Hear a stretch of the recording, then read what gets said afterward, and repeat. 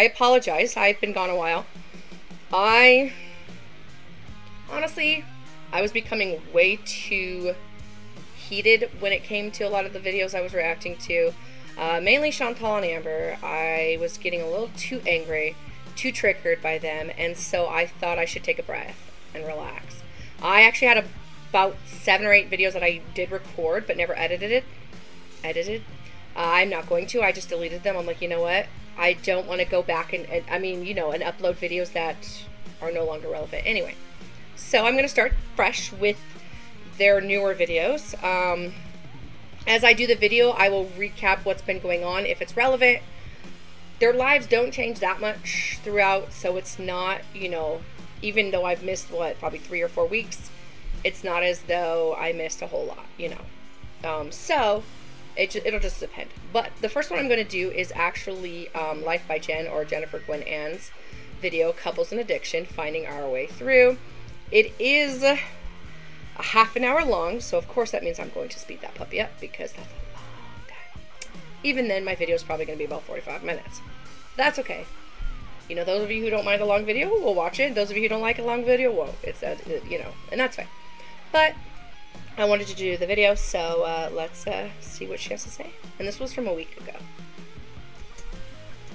I need to take my addiction as seriously as he is, and it's not fair that he works on his if I'm not going to work on mine, and I can't expect more from him than I expect from myself. See, I like that. That is very true. If you and your significant other both have an addiction, which technically, I mean, my boyfriend and I both have kind of the same one, you know, we both like to eat. You know, it is important that if you're going to expect that other person to work on whatever their addiction might be, that you also not only admit that you have an addiction of your own, but that you can work on that too. It does add a lot, though, when you both have an addiction. You know, it can be more difficult. But I think as long as neither of you are enabling the other, that's a big thing. I know some people think that Jean does enable her. I don't know that that's the case. But, you know, that's what you have to look out for. And yes, I'm fixing my hair. Sorry for whoever hates when I do it. And I'm eating some snacks. Some cheese and chicken, I think it is.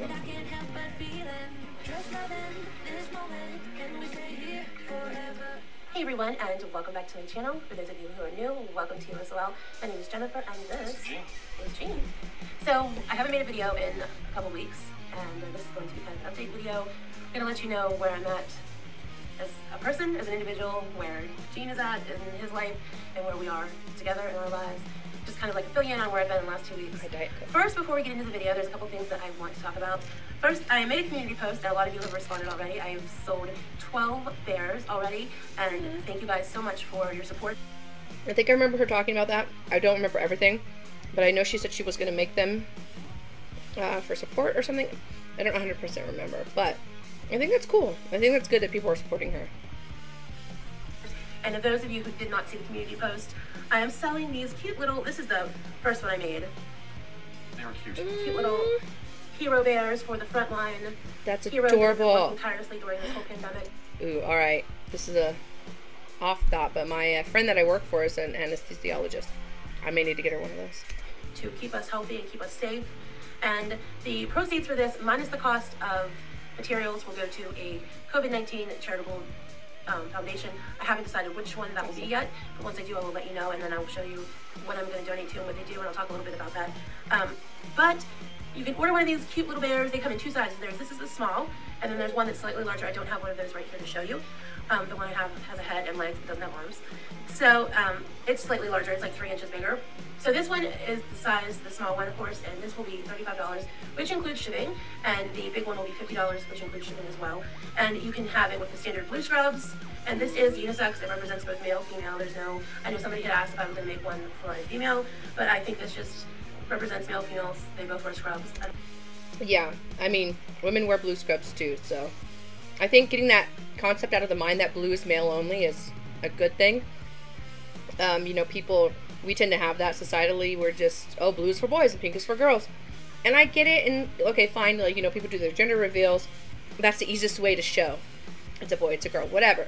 But I mean, in hindsight, I'm like generally, I don't think it really matters. It really doesn't. You know, if there's a cute shirt and it's got purple in it, and it's for a boy, I'm not gonna be like, oh, I can't put that on my son because it's purple. Like, that's kind of ridiculous. So I like that idea. I don't see a difference. It's gender neutral. Gender neutral, yes. And so, if you just want the standard blue, that's fine. I'll show you a couple pictures, I'll put them in here as I'm talking. I did this one as a gift it was ordered for the lady, wanted it as a gift for her doctor, and her doctor is a WVU, West Virginia University doctor, and of course WVU colors are gold and blue. So as you can see, the bear is the standard brown with the gold scrubs and the navy blue hat and mask. So it's customizable for any colors that you want, but you just have to let me know in an email what colors you're looking for. Also, the email that you're going to use is a new one. I had messed up the first time on the email address, and I'll leave it in the description below. But the email address is and a cat named Moo @gmail.com. Like I said, I'll leave that in the description below. I'm not even gonna lie, that's kind of cute. Like, I'm kind of in love with that. Like, no matter what, people are disliking her, liking her now. I don't even know. I haven't been keeping up, I'm gonna be honest, that month. Other than a few of the Amberlynn and when you order, there is other than a few of the Amberlynn and Chantal videos, like, I've only been watching some reactions, but for the most part, I haven't really been keeping up with Amy or Jen. So, I don't know where she's at right now. But, that being said, I think that's a sweet idea. I mean, look, if you can help in any way, even if it's just, like, even if she only raises $100, that's $100 that can go towards a charity that's helping, you know, people who are suffering through COVID, and all the doctors and the, you know, food employees and the store employees, you know, who are the essential workers that are having to be out there in the world, even with all of this going on. You know, if it can help even just a little bit, I think that's great. I really do. Require $20 deposit for your bear, so I know you're serious about ordering one, so I don't make it and then I don't pay for them because it does take time. And then when I do ship it, I will provide you with a shipping number, and then that's when the remainder of the money is due. So if you want to order one, just drop me an email and we can discuss it and get your order in there. I appreciate you guys so much, and thank you for all the orders I've gotten so far. And then also, while we're talking about ordering things, Gene has a video on his channel, and I will link that in the description below. And you want to tell him a little bit about your... Yeah, selling portraits. Again, I finished out my last list of people, so... or my first list, first and last. And so I'm opening it back up to whoever wants a portrait done. We'll show some examples here. And it's just like Jennifer, except, you know, it'll be 30 up front and 30 when I finish. But you can get more details on my channel, which is Jen. Yeah, Gene's talented, like, he really is. I was thinking maybe I should have him do one of my boyfriend and I. That'd be kind of cool. But he's talented, like, no doubt. I can't draw. I want to. I can do, like, chibi, I guess, but that's about as good as my art gets. But I love art. I love artistic everything. Like, and however it's expressed, artistic expression. Like, I just love all of it. X, that's GENX, as in Generation X.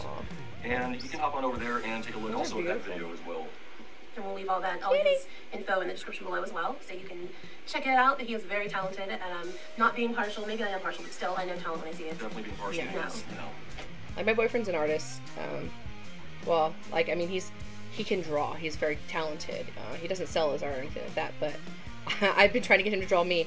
I've never had anyone draw me before, and I think it would be really cool, like, just have someone draw me, you know? And not so much exactly as I look on page, you know, like, maybe their own interpretation, you know, and a lot of times that's what art is, like, you know, it'll look like you, but the artist will use their own kind of interpretation, I guess, of you, and, you know, I think that would be really cool. No, that's not true. He is an amazing artist, and you can see by the pictures we showed that he is extremely talented, and I hope you guys will want to order a picture and pick one up and get a little piece of his artwork for yourself. Alright, I think that's all we need to tell them about other things. We can just start talking about where we've been, what's been going on. I've had a lot of people ask if I was ever going to make a video again.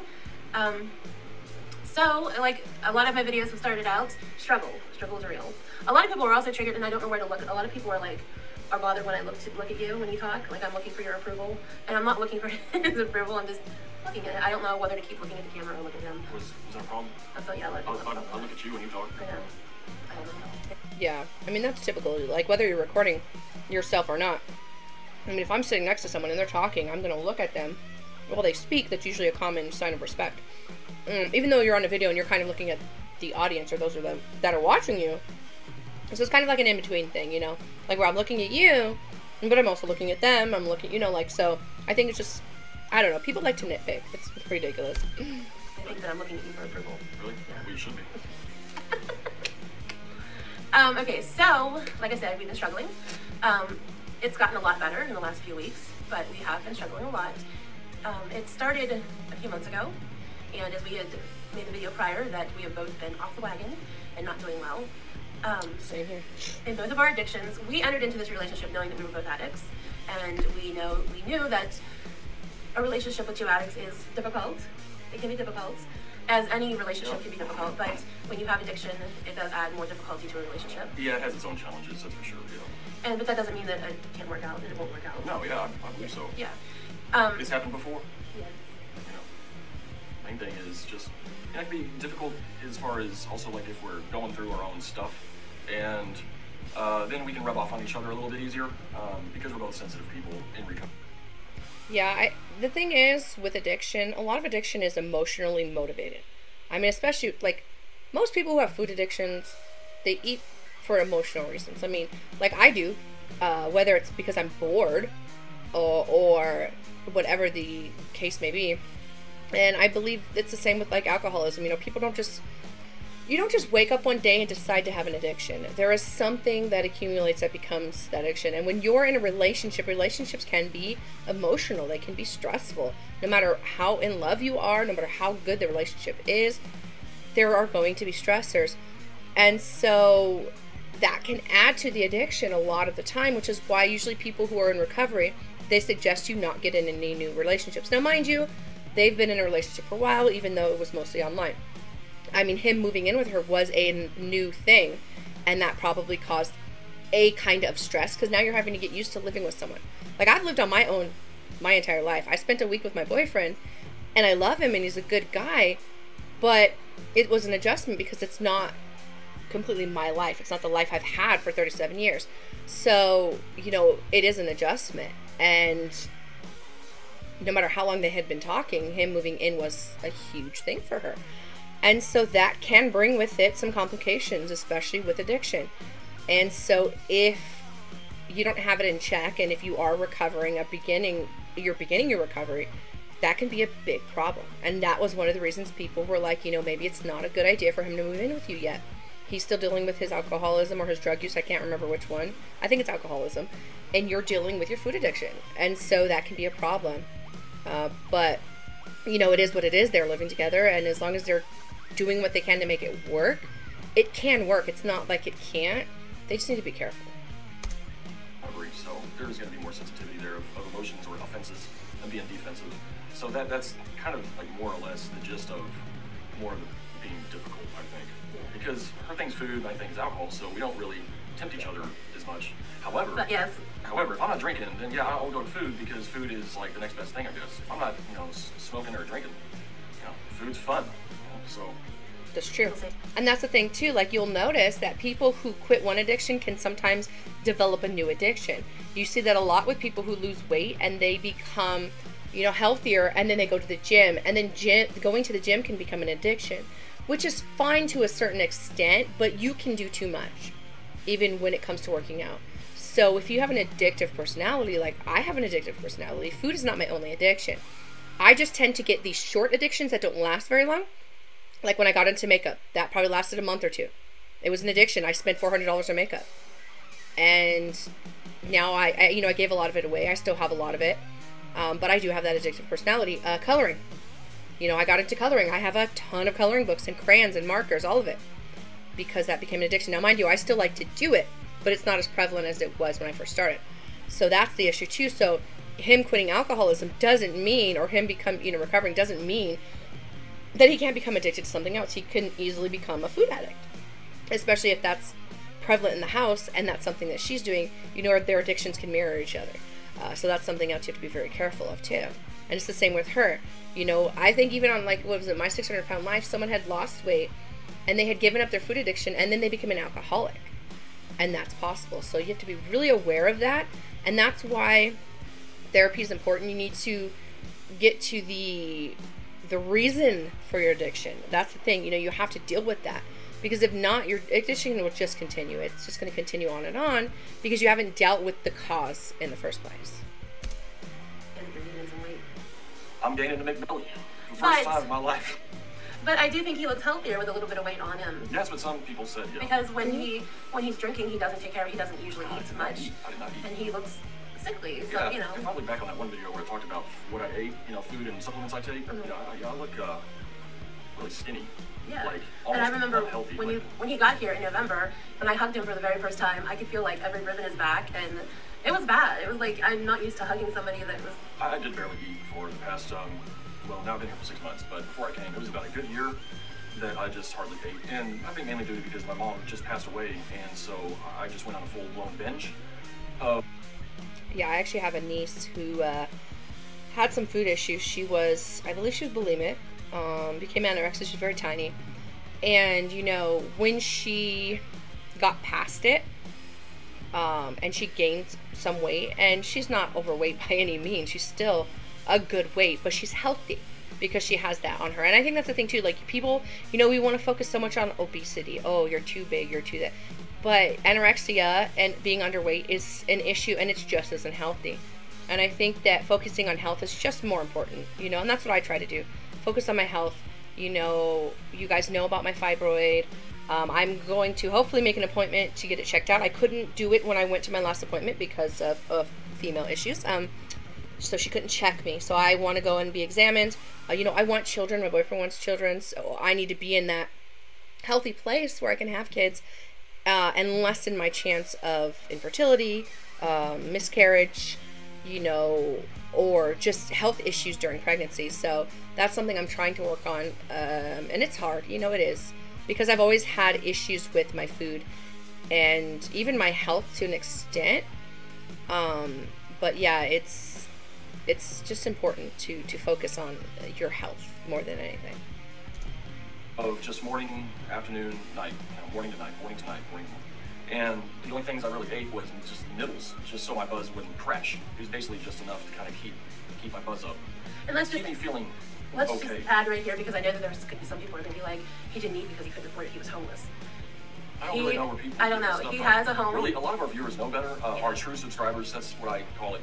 And I apologize if I, you know, had offended anybody with my whole pants thing down, you know, on my other channel. You know, that was toward the haters kind of thing. It was toward the people who are nibby noses and really want to be rude and mean and crude. It's not at all toward our true subscribers who are truly genuinely supporting us or concerned for us and ask us genuine questions and even use tough love. I respect all of that. When people are rude and they feel entitled just because we put ourselves out here like this, like, you know, that's kind of what all that was about. And so just want to clear that up. And when he says he didn't eat, it wasn't because he had no food. He had Yeah, a lot of people make up a lot of stuff. I'm like, wow, there are some very, very gifted prophets and prophetesses and psychics out there. I'm just absolutely amazed. Not. So actually, I'm actually amazed by how there's a lot of people out there that will live their life in pure assumption, and that's their reality. And that's almost scary because it's very delusional. I think the reason is when people associate alcoholics, they tend to picture the homeless guy on the side of the road begging for money so he can buy liquor, just like drug addicts. You know, a lot of people just have that assumption that if you're an alcoholic, then you're probably not working. And if you don't have a job, you don't have a home, and therefore you're homeless. And I think that's the main reason. You know, we like, I know many alcoholics who have homes, they have families, they even have jobs, but they're still alcoholics. It still messes with their life. So, of course, that's an incorrect assumption. I'm just like, I know drug addicts who have homes. You know, I think it's more prevalent with drug addicts because, you know, I'm not even 100% sure as to why that is. I think it's just because maybe drugs, I don't know. I really don't know. Maybe they mess up your mind a little differently than alcohol does, because you can be a functioning alcoholic. I don't know that you can be a completely functioning drug addict, but maybe you can. I mean, maybe there's still that in between. If you are an ex-drug addict, you know, and you were a functioning drug addict where you had a job and stuff, and, you know, let me know, because I'm curious, like, how that works, because I have more of an experience with alcoholism in my family than drug abuse. The only person in my family that was a main drug abuser, other than my sister, but she was younger, she was a teenager, so she lived at home, was my older brother. He passed away years ago, and I hadn't seen him since 2001, so I don't really know what his life was like prior to knowing him. Only a couple years actually before. That's just a long story, but Like, you know, so I don't know, but let me know, because I am curious about that. I'm an assumptuous person too. I mean, I don't like this whole thing here with YouTube. I just want they make up narratives, like whole life stories, total stories. Like they know what your life is. Yeah, last night I read this comment. This person had it all figured out that I took pride in my jail experience. Oh no, he called it prison. So I apparently went to prison. And then that I wasted rehab's time, and that I'm, you know, cocky and prideful, which I am kind of cocky and smug, but I don't know, they're coming up with all this stuff. I'm just like, oh man, it's such a burden on the soul. It really is. It's exhausting. YouTube can be absolutely exhausting, and I guess it's a hobby for a lot of these people that they're so miserable that they want to drag people down. But then if we react to that in a negative way, or they're like, oh my god, why would you do that? Then it's like they want to say, well, you put yourself out there, so and then you're gonna act like that people have no right into your life, and I don't know. It's. And then the one. It's funny because, you know, people do assume, okay, well, if you're famous or if you're, you know, on YouTube, then you're obviously opening up the world to your entire life. I mean, no, of course not. Like, I'm on YouTube, but I don't need you to know my address, or to know my family members, or to know my social security number and all that craziness. Like, I don't want that. I'm here to express who I am and what I think about certain things, and that's great if you agree or even disagree and you want to talk about that and get to know me as far as I'm willing to show you on YouTube. Now, I don't hide my personality or my thoughts or who I am. Like, what you see is what you get. But there is a point in everyone's life where you have to put boundaries, you know, and sometimes there are people out there who try to go past that line and they invade your privacy. You know, there are many YouTubers like Philip DeFranco, and I think even Boogie2988, when he was more, you know, popular and stuff like that, whatever, who have had people show up at their house for an autograph, you know, and that's scary. And I don't believe that just because you become famous or, you know, you're a YouTuber, that you're giving permission for that. No one gives permission for that. You know, if you're delusional enough to believe that, then that's kind of on you. It's illegal to show up to, you know, to stalk someone or to show up at their house or to give their information out. It's not only illegal, but it's horrible. Like, it's just a mean thing to do, whether you like the person or not. And so, yes, people can make assumptions. That's whatever. Like, I can make assumptions about them all I want to. Whether they're true or not doesn't matter, because they're just my assumptions. And I think they open themselves up for those assumptions, sure. I mean, they do put themselves out there, so, you know, expecting only love on YouTube is ridiculous. Like, not everyone's going to love you. Like, people are going to hate you. People are going to say things. And I think people have that right. We have a freedom of speech. When it goes beyond that, that's where there's an issue. And so I think, yes, people have that right to say that of whatever they want. And who cares if it's not true? You know, you shouldn't feel like you have to defend yourself every 10 minutes because someone says something that's not true. Like, you can say about me what you want. You can say I've got 5 legs. You can say whatever. It doesn't matter. I know the truth. And even if everyone believes it, those are just the people on YouTube. Like, I love those of you who are supporters and believe and agree with me. Even those of you that don't. That's not an issue. But I love my friends and family more. You know, I love myself more. And the people who matter to me, like on a deep level, know me. And that's all that matters to me. So you can put whatever lies or assumptions you want about me, and that's fine. And if everyone's saying it, good for them. I don't care. Like, it's not the truth. I know the truth. So I'm comfortable in that. And that's kind of how they have to be too. He knows the truth. Who cares what people say? Last thing we'll talk about before we get back to us, I think it's funny. Your smile that you addressed on your channel. Well, you kind of addressed it in the comments. Your toothy. Yeah, broken tooth. Somebody. Actually, I didn't break it. It was already somebody would. There was a couple people. Somebody said that I smacked you. Yeah, they're being cute. And then, I don't think so. And then another person said that you fell while you were drunk and knocked your tooth out. Oh, they're just being cute too. So I'm making him into a true West Virginian. God dang right. What it is, can I tell a story? I'll tell a story. Let's have story time. Story time. When I was 8 years old, see, both these front teeth are fake. It's a cap. And this one that's broken half, the other one's broken exactly the same way, so it looks like a V. And so when I was 8, my sister was chasing me around the house. I have 3 older sisters, I didn't come this one. And she was chasing me around the house. And so while I was running from her, obviously, because that's what chase is, I turned around a corner and there was a bar stool with arms, metal arms, and I ran into that metal arm. And I literally went down like this, and I held out my hand, and in one tooth, thunk, and the other tooth, thunk, fell right in my hand. And I was just like, I started crying. It's kind of dramatic, you know, I jacked up my cosmetics. Can't mess this up. I don't know. Yeah, it's funny. When I was younger, I was brushing my teeth, and I usually don't use a cup. I just put my mouth under the sink, and I happened. Wait, was that? It's hard to remember because I've had a couple times where I've hit the same tooth. It's been fixed once. It was actually even bigger the first time it was fixed. The crack was. So I can't remember. I think when I first broke it, it was brushing my teeth, and I hit the spigot, the spout, with my tooth. I got it fixed, and then I was either eating one of those caramel apple lollipop thingies and the caramel got stuck and pulled it, or I was drinking a glass and I think someone hit it and it chipped it again, because I think I only had it fixed the one time. But I was like, look, obviously it doesn't want to be fully fixed. It's barely noticeable. It's a little chip. I don't care.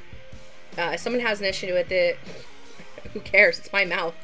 But yeah, so that's my chip story. But it's just funny because it's been so long, I can't really remember what the initial one was, but I almost want to say it was the brushing my teeth. So just, you know, PSA, beware when you do that, because you could chip your tooth. That's not really what it was about when I was a kid, but I was terrified because I messed up my health, my body. But so anyways, sister got reprimanded, and I think I wore it like that for a couple of months, and I finally had it fixed. These were supposed to be temporary caps, the dentist said, not to bite into apples, this, that, and the other. And wow, it's lasted actually 33 years. And finally, I had some leftover pizza, and I put it in the oven, right, just to try to get it back to being good, not microwaved. And it left it in there for too long. So, I mean, the whole pizza just kind of dried out. The crust was very hard, and I bit into it, and that's what broke it off. Sorry. And he was like, oh my god, my tooth. And I thought he was joking because we had been joking. I forget what we were joking about before that. And he was like, oh my god, my tooth. And he just looked at me, and I was like, whatever, that's not funny. Just like I did when you... I don't know. He's a joker, yeah. And I'm like, what? And he's like, seriously? And then he smiled. And I'm like, oh my god, like, what happened? And then West Virginia now, I'm boys making and him girls. West Virginian. He's getting the belly and the tooth. Being transformed. All right, so getting back to our story after we detoured off, because you guys know I ramble and Jane rambles, and I guess that's why we're together. That's it. That was it. That was the deal breaker. Yeah. Better be a rambler. Right. Rambler. That's hot. It's ramble. So the whole point is we've been struggling. We got off track, of course. Story of my life, story of his life, story of our lives. But as we were getting off track, things between us started getting really kind of icky, because his drinking triggers me, because it always has. And like, I knew that he was a drinker. I knew he had an alcohol problem. And you would think that knowing that he drank, that it wouldn't trigger me, or I just wouldn't have gotten into a relationship with someone that triggered me. But love doesn't work that way. Love doesn't see the flaws. Love just sees the flaws as perfection. You don't see the flaws, I guess, right? Yeah, I guess not. Also, I think you thought that you could help me. I thought I could fix him. Yeah. So there was a... Yeah, and see, that's actually fairly common. Especially with people getting in relationships. You know, you get in a relationship with someone and you're like, okay, there's this, and this, but I can fix them. I can make them, you know, different. And it's like, you have to think, can someone fix me? Like, you know, the things about myself that maybe I need to work on. You know, is the defining thing that person that I'm going to meet and be in my life and they're going to fix me? Or will I still have the same problems even in a relationship with someone who I know loves me? Like, in certain ways, I think it can be good for you. Like, okay, me as an example, because I know what it is to be me. You know, being in a new relationship, I'm happy and I'm more confident with myself. Like, I really am. You know, it's nice to have someone who makes you feel beautiful even when you don't. I mean, you can see I'm not thin. You know, I look thinner in the face, so sometimes, and in the hands, so sometimes people think I'm thinner than I am, but I'm not. I'm not thin. And, you know, and there are people who will look at me and think, like, ew, like, you know, her body's gross or she's gross, you know. And I think for the longest time, even when I was thin, I've always, like, just thought negatively about myself. I don't know why it is, you know. I had great parents. My dad would always tell me I was beautiful and amazing, and, you know, I used to like watching Xena when I was a kid, and he would tell me I was a beautiful Amazon princess just like her, and, you know, things that he thought could help me be confident. But it had nothing to do with my external, you know, stimuli and what was out there and what people were saying. It was all about me.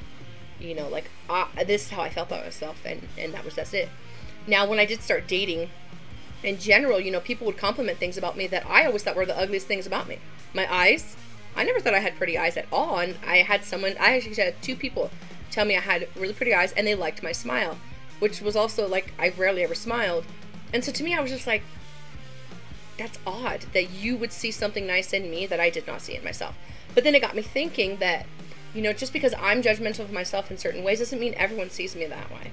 And with my new relationship, you know, he tells me I'm beautiful, and he loves me, you know, and I can see it in not only how he looks at me, but the things that he says about me. And I actually started wearing dresses. I am wearing a dress now, and I never used to, because I was like, oh, my legs are fat, my legs are white, like, you know, it's horrible. And I have really pretty tattoos that I want to show off, but I just wasn't confident. And so in that respect, yes, being with him has really helped me become more confident as a person. Like, I mean, there was still that part of me that didn't care because I had to love myself, you know, in any way I can. And as I got older, that became easier. And so people could say whatever they wanted, and that was fine. And I've had people say I'm too big, I'm too this, and I'm like, okay, that's fine, because beauty is subjective. And I think that's the thing we have to understand, is just because we don't find someone attractive doesn't mean that someone's not going to. And that's my case. You know, there are a lot of people out there that do not find me attractive because of my weight. And there are a lot of people out there who do find me attractive because of my weight, in spite of my weight, whatever that may be. And, you know, I think that helps me just be more happy. And usually when I'm happy, I tend to do better with my addiction, because I don't always feel the need to eat, and I'm not always bored, especially when I'm with my boyfriend, because I have other things to do. But I still have the addiction.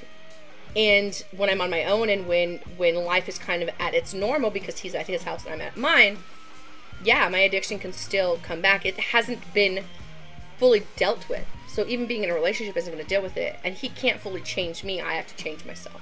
Just like I can't change him, you know, to be healthier or to be whatever. That's up to him, and that has to be something he decides for himself. And it's the same with them. I know this is a long rant, but it's the same with them. Like, you know, she can't change him any more than he can change her. My grace period in the first couple of years, that we were talking, there was a grace period there of acceptance. Yeah. She knew I drank, and I continued drinking. That's just what it was. However, it started turning into where she started getting disappointed, mood started changing, and then it started turning into more of an obsessive controlling thing, where if I would drink, then it just, nothing was right for the rest of the evening. Right. So, and that's where we still are today. So God forbid I have any kind of beer around here or anything. And, you know, part of that can be good but not, because it causes a lot of stress. So it feels like once he takes his, and I shouldn't feel this way, because he doesn't do this to me when I eat. So I don't know why I think I have the right to do this to him when he drinks. It's just this like deep part of me that wants to fix him, and this is not how he wants me. Instead of fixing myself and working on myself, it's always easier to work on someone else and try to fix them. Yep. So when he has that first drink, it's like, oh my God, the world's ending, and here we go again. It's going to end, and nothing's going to be better. Not realizing in the moment that it's a drink, and he will be sober again, and everything will be okay. It's just in that moment it feels like the world is over, and then I keep going with that instead of stopping. And a lot of our problems is my fault, because I make things, I'm sure a lot of you aren't surprised at that, I make things worse than they have to be, because I just don't, if I would just... It takes two to tango. Yeah, it does. But you have to admit, there's a lot of times that I have made things worse than they would have had to have been. You can keep at it. Yeah. I think that's like a type A personality, if I'm not mistaken, where you have to control the situation.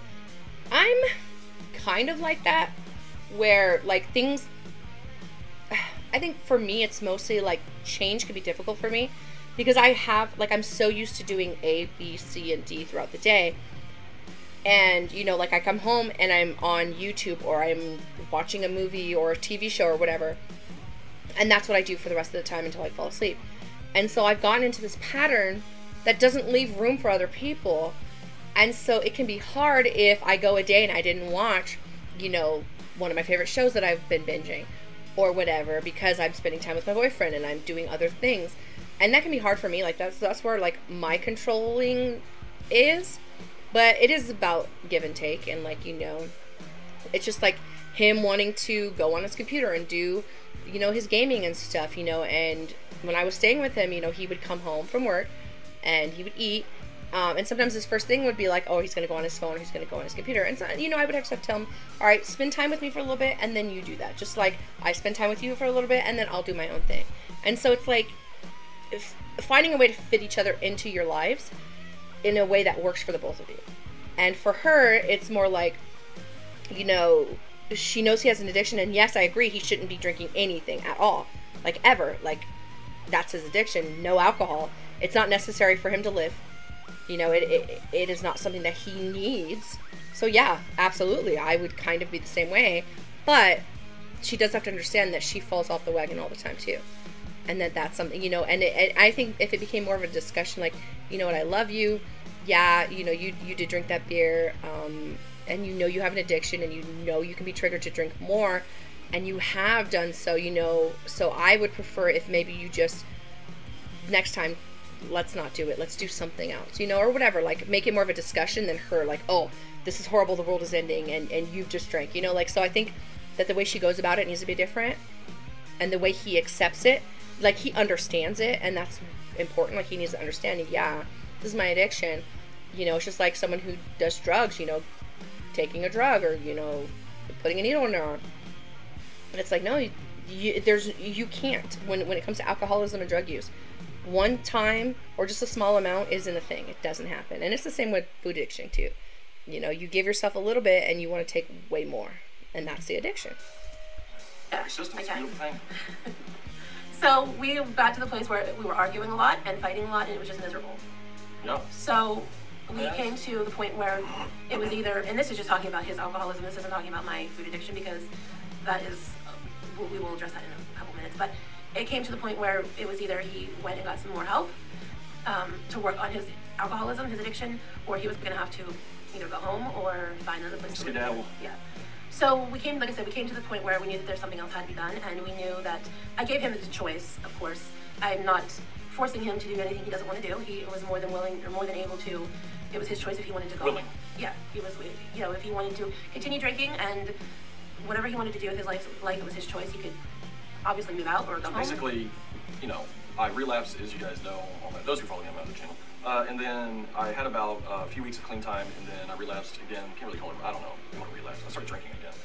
It was just hard as hell to get off the ride. I mean, and so, you know, it's just not easy right now. It's not. And I did start going to AA, but, you know, there was one night where she said, you know, you need to leave, get out now, go find a shelter.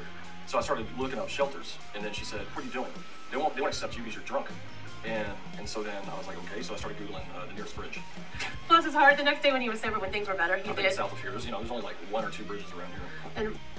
And that's the thing too, like, you know, I was talking about earlier, like, that emotions play a big part. It's true, you know, stress is a big part. Life is stressful. So the thing is, you have to deal with the stress. You know, people use alcohol or drugs or even food to numb the stresses of their life, to numb whatever pain that they're going through. And that's why they become addicted, because life is painful. We lose people that we love. We lose our jobs. We can become evicted from our places. You know, we can break up with people. I mean, all these things happen, and it is a part of life, and it sucks. And so if our coping mechanism is to drink, do drugs, or eat, then, and that's all we know, and that's all we do, then the addiction's going to continue. And I think him going to AA is important, because he needs to develop tools that can help him deal with stress better, you know. And, you know, because it's always like, oh, well, right now it's just a bad time. You know, like, things are, yeah, they're always going to be bad times. They're just always going to be bad times. But you have to figure out how to get through those bad times and not let them put you back onto that cycle of doing the drugs and drinking and, you know, eating. And that's something I have to learn to deal with. And so I think therapy, if he can do it, is important. AA is great because you have a good support system. I don't know if she's in OA, but she should be. I think that would be a great idea. I found some online OA meetings that I want to attend. I've been busy, but, you know, like, we all have things we have to work on. And so, you know, we can't allow ourselves to come up with that excuse that, oh, it's just so stressful, so I'm just gonna, you know, do a little bit, or I'm just gonna give up today and I'll start again tomorrow, because then there's always gonna be more todays, you know, more screw ups, like, and you're never going to get past it. So yeah, I mean, that's definitely something that he needs to work on, both of them. When he opened his computer, he was like, look, and he actually did Google the nearest bridge. It's not funny in the moment, but it is funny when you have to look back at things and laugh. So that's when, like I said, we decided that it was either we needed to get help or part ways, and we decided that we loved each other enough. Yeah, it's worth it. too. Sure, and not just for each other, but for your own self, your own for future and and health. Yeah. So that's when, at that point, I went into detox again and to get off the ride, because when an alcoholic, there's an allergy to the alcohol. When it's in the system, you obsess absolutely over it. It's hard as hell to get off of it. It just is. A lot of people don't understand that. It's whatever. They're not an alcoholic. It's fine. And hell, even alcoholics that are alcoholics won't admit that they're an alcoholic. They won't admit that they have any kind of a problem. That they are not good, that they can't stay one day without it. It's very few of us who can actually say, yeah, I'm an alcoholic, and because I cannot stop drinking. There's different levels of it.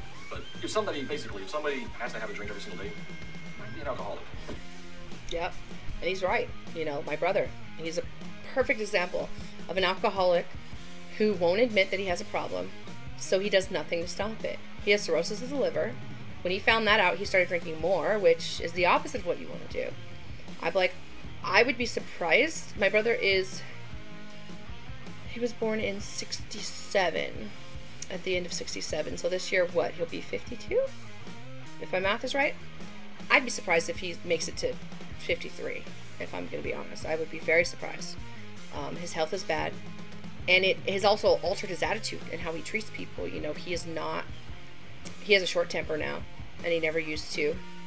And it's brought out a lot of the anger from his life that he had, you know, from his childhood. And it's made him bitter, and, you know, most people don't even want to be around him anymore. And that's sad. That is so sad. That's something as stupid. I mean, I realize it's an addiction, but I think the same thing about junk food. Or any of the, you know, it's something as stupid as beer or hard alcohol. I think his thing is mostly beer, but something as stupid as beer, insignificant as beer, would be worth it for him to basically lose family and friends. And, you know, people try to put a common sense to it. There's no common sense to it. If you used your common sense, you wouldn't be an alcoholic. It is an addiction, and it affects your brain. And he is still at that denial stage. And I honestly don't know what it would take for him. I mean, honestly, like I said, he's been in the hospital multiple times for being sick because of his drinking, and he still says he has no problem. So I don't know that my brother will ever get that help, and I know it's pessimistic of me, but I'm being truly realistic. But I think that's the one thing that I do respect about Gene, is that at least he's admitting he has a problem, because I think alcoholics are the worst at admitting there's a problem. They really are. You know, I don't know why, but they are. And so him admitting it, I think, is great. You know, wanting to seek help is great. You know, my brother would never go to therapy. You would have to drug him, you knock him out, and literally chain him to a chair to get him to go to therapy. Like, he would not. He's not that kind of person. You know, I think people still look down on therapy, and I don't understand it, because we all need help. We just all do. Like, there's nothing wrong with that. We're human beings. We're not perfect. You know, we weren't equipped with the ability to handle everything in life. We're human, and we need help. And so I do think it's great that Gene can admit that, and I do hope for the best for both of them. I want them to succeed, like, very much so. But, you know, it's really up to them. It's not up to anyone else, just them. Anyways, I guess I'm deflecting a bit. Yeah, went into detox. Not that I really needed to detox. I just needed to get off the ride and get my mind back into recovery mode. So it really did help. And so now I'm instituting those things that I learned there again, and back on when I used to be there, dug out my folder, we started going over things every single morning, and starting on our recovery on a whole other level, spiritual level 2, reading the scriptures every morning, and just getting into some positive, conscious recovery reinforcement action. So when he came back, we had decided that I had already started, when he was gone, I already started eating healthier, and I made my proclamation that life was going to be better and I was going to take this seriously. Then it didn't happen because, well, there's all these reasons why. There's tons of excuses, but it just comes down to it just didn't happen. I've been dealing with a lot of medical issues for the past couple weeks, pretty severe, and I used that as an excuse where I just wanted to eat to be comforted because I'm feeling so poorly.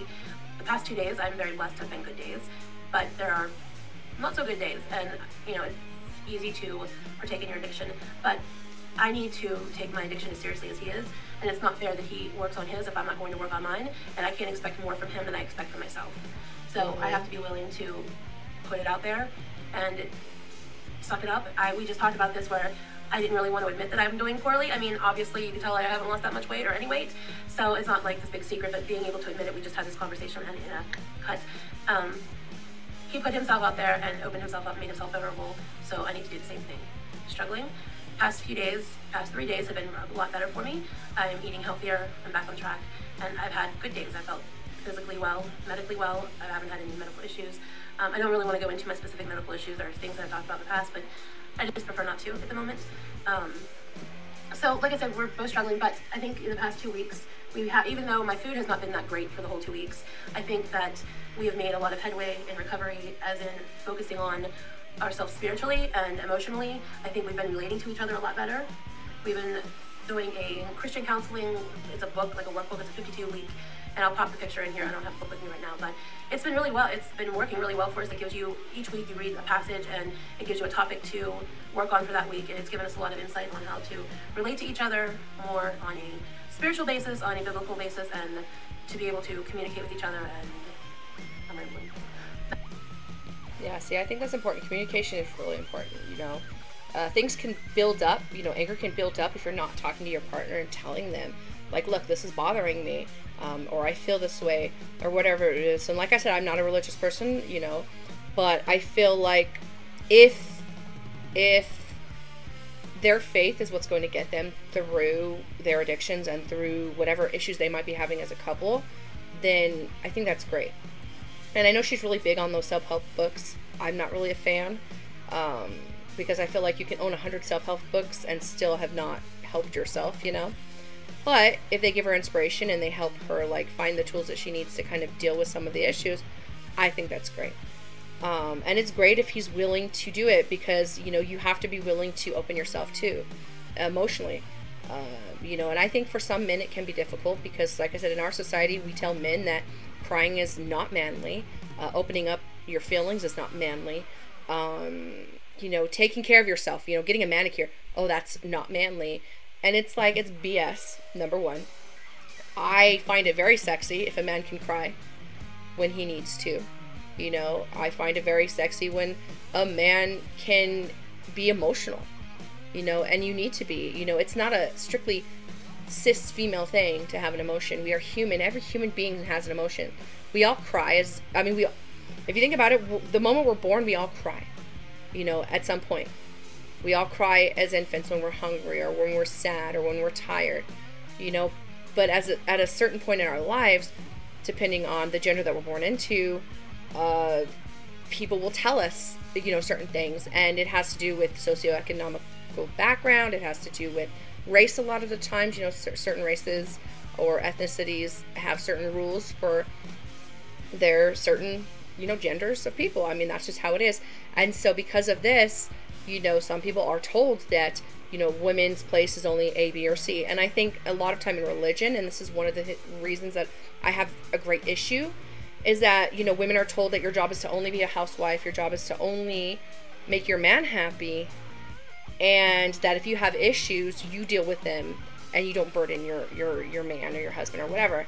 And that's not healthy. It is not healthy.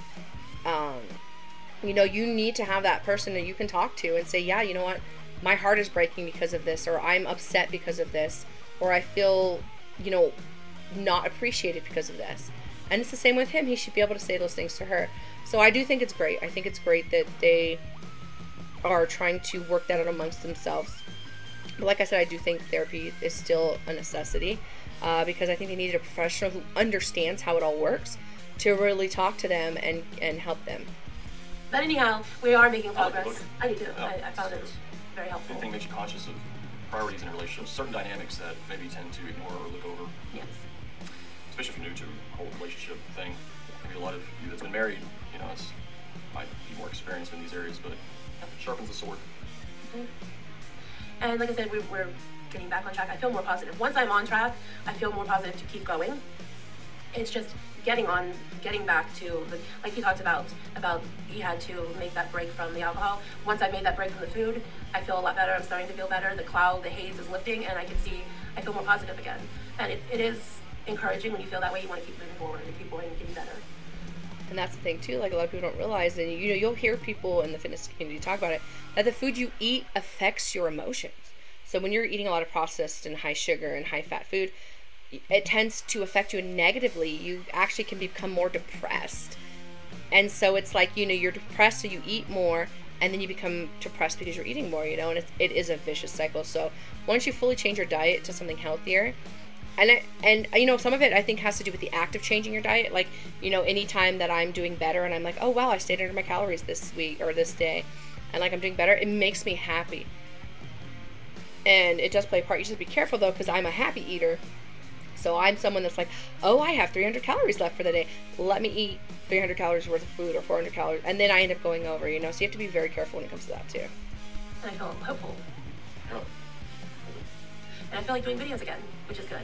Because I missed you guys and I miss doing my videos. We have a lot of videos coming up. We have a lot of ideas. We're going to be doing a question and answer or reading comments on this video. The comments left in this below on this video.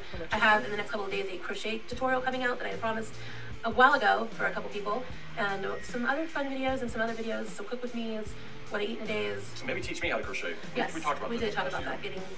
Teaching him. That'd be fun. Oh, maybe put that up. I like crochet. I was gonna say he could teach me how to sketch, but there's no hope in that because I'm just not talented. But yeah. You could become talented. Like, people who are good at drawing, it took time for them to get better. It took practice, so that's not true. I think anyone can learn a new talent, even if it's one they think is beyond their reach. You know, it's just having the motivation to do it. We're doing a lot better. I was going to learn how to play chess. Yes. Yes, I need to do that. We bought a chessboard. I was like, baby, gotta learn how to play chess. So I'm gonna play chess. Maybe we'll video a chess game. Yeah. Not that anybody might be any interested in it, but you know, whatever. Anyhow, that's where we're at. We are doing better. It's just a day-to-day thing. It is. Yeah. There's good days and bad days. Yeah. Alright, so we're gonna wrap things up, and we will talk to you guys again soon. We'll see you probably back in the next couple days. At least I will, for another video, and you can jump over to Gene's channel for a video from him, or you might see him again here. I don't know what's gonna happen, but we'll see you soon, and I hope you guys are having a good week. Remember, be the love, be the light, and do good things. Bye, everyone.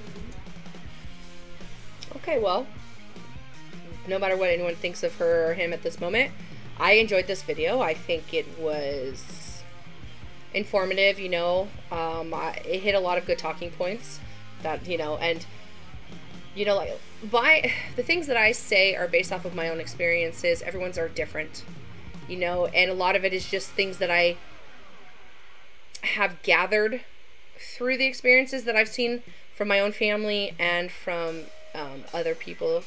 So, I mean, it's important though, and I think that we are becoming more open when it comes to mental health. We are becoming more open when it comes to addiction, and I think that's great. We still have a long ways to go, of course, but, you know, every journey begins with that first step, as they say, so that's all you can really do is just take that first step and see how it goes. But I appreciate you guys watching, and I'm happy to be back. This was a good first video for me to do, and I am planning on doing 3 more videos today, and I will upload them. Either I'm probably gonna at least upload 2 of them today, and then 2 tomorrow. But yeah, thank you guys so much for watching.